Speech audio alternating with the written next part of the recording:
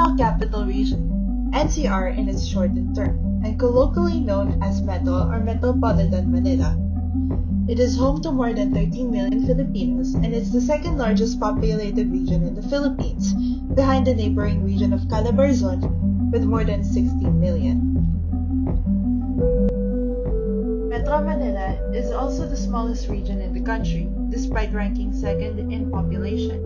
The region boasts being the most densely populated region in the Philippines. The region also contributes over 35% of the country's GDP, making the region an economic powerhouse of the country. And it's the main hub of banking, investments, and economic growth. However, is it financially possible to live in the most densely populated area of the Philippines? For basic necessities like food, rent, transportation, and other utilities such as water and electricity, the minimum would cost you around 8,000 to 15,000 pesos. Based on my experience living here, it is common to borrow money from friends and family, though borrowing money from banks is also an option, as well as digital loan apps, which are also a popular choice. For example, you borrow 1,000 pesos from a friend with an interest rate of 8%. You repay it after 6 months. How much will you pay in total?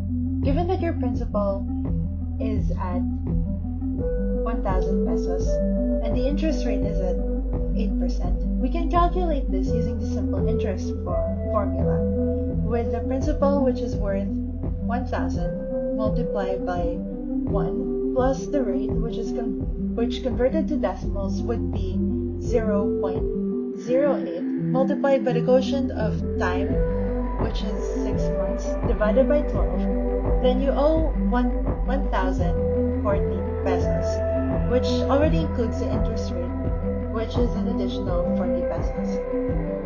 Another example would be if you invested 7,000 pesos in a savings account with GoPan that pays an annual interest rate of 3.5%. The savings of the account is set to compound annually. How much is the account after 5 years?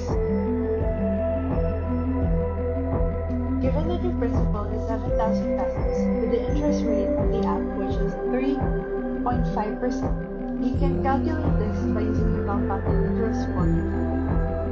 With the principal, which is worth 7,000, multiplied by 1, plus the quotient of 0.035, and the number of conversions, which is 1, because it will only be converted annually for 5 years, raised to the power of conversions, multiplied by the time, which is 5 years, then you'll have 8,313 pesos and 8 cents in savings after 5 years.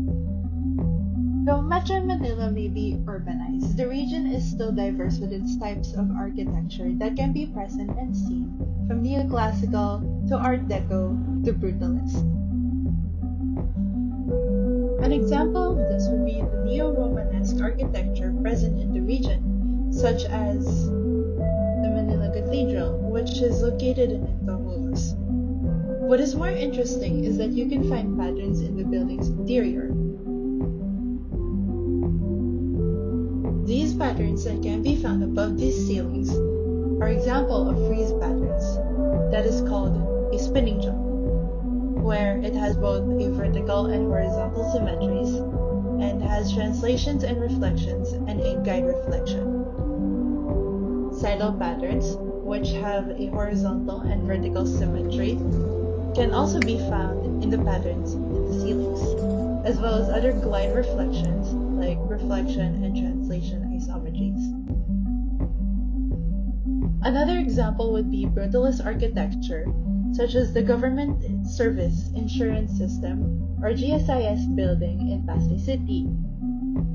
When you look at the buildings at an aerial view, you can see a dilation isometry where one part of the building gets smaller the higher it gets placed. It can also be an example for translation isometries.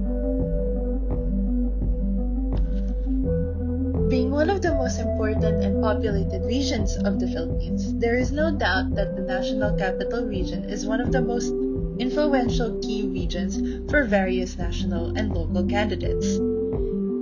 In an election, there are different ways on how to determine a winner. In the Philippines, a candidate wins through the plurality rule, wherein the candidate with the most votes gets a seat or the post.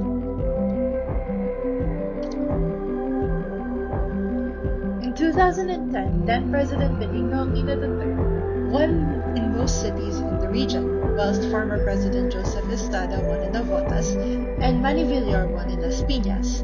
In 2016, almost all cities voted in favor for then President Rodrigo Duterte, with the exception of Makati, where then Vice President Jojo Marbinay won with the majority in the city. In 2022, all of the cities voted in favor for President Ferdinand Marcos Jr.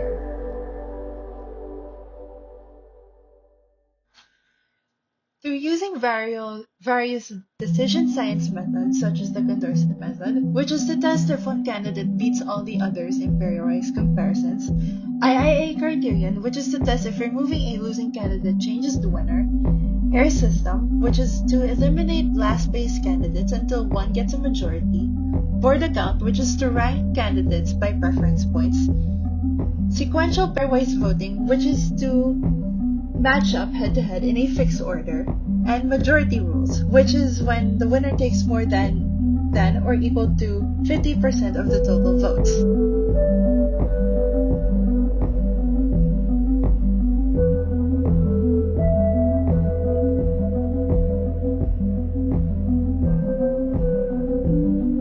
With this breakdown, Aquino was the Condorcet winner with a 60% victory in the first round. The IIA criterion holds that Aquino's victory is not affected by eliminating losing candidates. The Hare system eliminates last-place candidates until one gets a majority. The board account method ranks the candidates by preference points, with Aquino winning the highest board score of 2.4 points. Sequential pairwise voting is fixed order of head-to-head matchups, with Aquino winning the majority. The majority rules that the results show that Aquino wins under all methods, demonstrating his dominance across different voting systems. The same can be said for the Vice President. The results are also the same for the winner of the 2016 and 2022 elections, though in smaller margins.